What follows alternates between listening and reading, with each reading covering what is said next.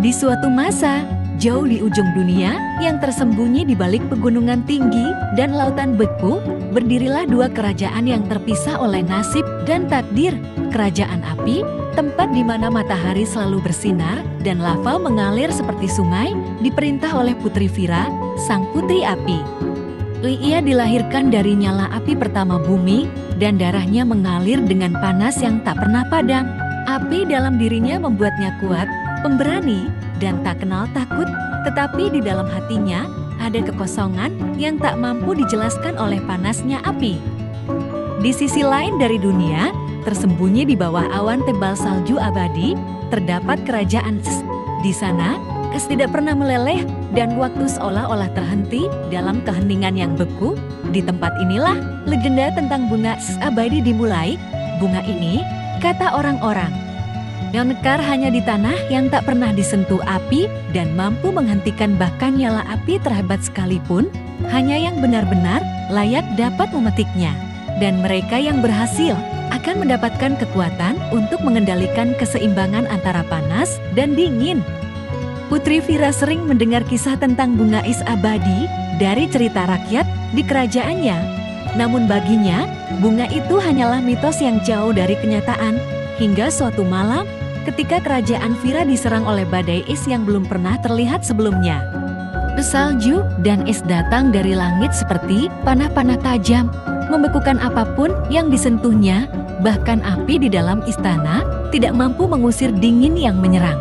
Rakyatnya ketakutan, dan Vira merasakan api dalam dirinya mulai goyah.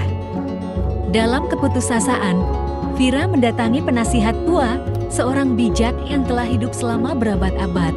Penasihat itu mengatakan bahwa badai ini bukanlah badai biasa, itu adalah amarah alam yang menuntut keseimbangan. Dan satu-satunya cara untuk menghentikannya adalah dengan menemukan bunga es abadi. Jika kau tidak berhasil, kata penasihat itu dengan nada penuh peringatan, api dalam dirimu akan padam dan kerajaanmu akan jatuh ke dalam keabadian dingin.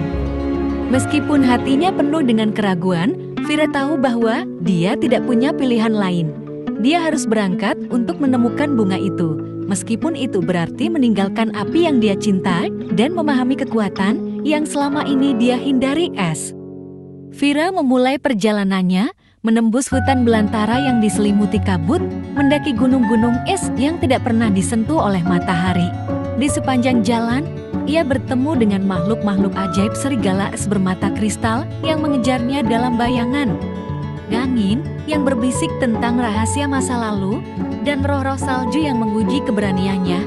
Setiap langkah yang dia ambil semakin mendekatkannya pada legenda yang tampaknya menjadi kenyataan. Suatu hari, setelah perjalanan yang panjang dan melelahkan, Vira tiba di puncak tertinggi dunia, tempat di mana bunga es abadi mekar dalam kesunyian yang beku. Bunga itu begitu indah, memancarkan cahaya kebiruan yang menembus es di sekitarnya. Seolah-olah melambangkan kesejukan dan kedamaian yang abadi. Namun ketika Vira mendekat, bunga itu tampak menjauh, seolah-olah menguji keberaniannya. Jika kau memetiknya, bisik angin es di sekelilingnya, api dalam dirimu akan padam. Kau tidak akan lagi menjadi putri api. Vira terdiam, kebimbangan menyelimuti hatinya. Jika dia kehilangan apinya, dia akan kehilangan identitasnya. Tetapi jika dia tidak memetik bunga itu, kerajaan dan rakyatnya akan hancur oleh badai yang semakin ganas. Dalam keheningan, Vira menyadari bahwa ini bukan hanya tentang api atau es, melainkan tentang keseimbangan antara keduanya. Dengan hati yang teguh, Vira memutuskan untuk memetik bunga itu. Saat tangannya menyentuh kelopaknya yang dingin, sesuatu yang ajaib terjadi. Api dan es dalam dirinya mulai menyatu. Tidak ada rasa sakit, hanya kehangatan yang tenang dan dingin yang menenangkan. Mengalir dalam tubuhnya seiring api dan es bersatu menjadi satu kekuatan. Vira tidak lagi hanya putri api, tetapi penguasa dari dua kekuatan terbesar di dunia. Kekuatan baru ini memberinya kemampuan untuk mengendalikan baik api maupun es, menciptakan keseimbangan antara dua dunia yang selama ini bertentangan. Dengan kekuatan ini, Vira kembali ke kerajaannya. Dengan satu gerakan tangannya, badai es yang menghancurkan itu berhenti dan langit kembali cerah. Api di dalam kerajaan kembali menyala. Tetapi kali ini dengan kehangatan yang lembut, bukan panas yang menyengat.